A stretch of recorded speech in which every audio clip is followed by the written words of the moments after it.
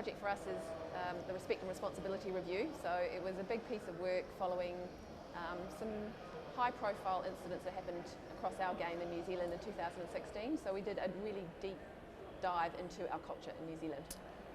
What were the objectives of this review? Yeah, the objectives really were trying to ascertain exactly where we were at, provide a roadmap for us to be, if we really wanted to have a culture that values respect and responsibility, what would that look like? And that's what the review gave us. Mm-hmm.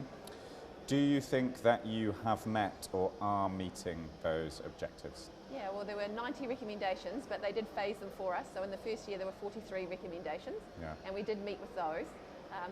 And it was great because they were quite prescriptive, but what we're trying to do is make them sustainable. So really get into the hearts and minds stuff as well as some of the functional program delivery. Mm-hmm. In delivering on all of these recommendations, who are you having to work with? So what kind of stakeholder environment are you working with? So who are you working with and how are you working with them? Yeah, so very broad stakeholder group. So if you think of rugby in New Zealand, it's 156,000 players right across the country. So we started in the middle, at the centre, and what we're trying to do is, I suppose, like dropping a pebble in a pond, seeing the ripples flow out. And so we're working really closely with our national teams, with our professional rugby, and with our provincial unions.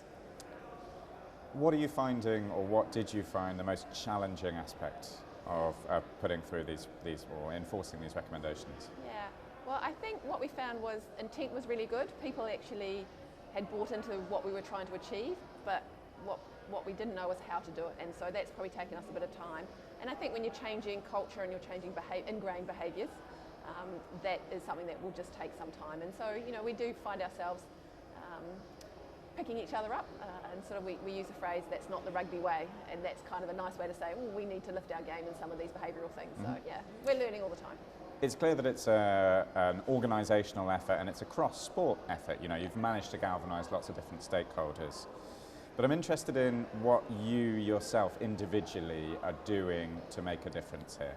Yeah, for me, I've had to change myself as a leader, so I've certainly reflected on my own leadership style, but I've also, for me, it's really what impact can I have to help influence wider societal change, and that's really sort of pushed me out of my comfort zone, learning new skills and meeting with lots of people.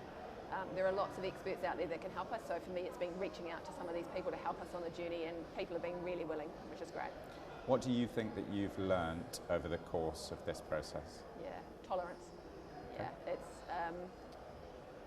I think as a person I'm someone who likes to do things quite quickly and things like that, so that's probably quickly make judgments and things like that. So for me, having to really stand back and just be open-minded and learn amazing a lot, and I've loved it, and still learning every day. If you had to set out on this journey from scratch again tomorrow, what would you do differently? Probably just more stakeholder engagement. We tend to, and again it's a little bit resource light, but we get good engagement, and then if we're not there all the time trying to embed change and things like that, it's sort of, you feel like things slip back a little bit, and then people get excited again. So that's probably the big thing for me, is just that continuous communication and engagement to keep the program alive. Nicki Nicol, thank you very much.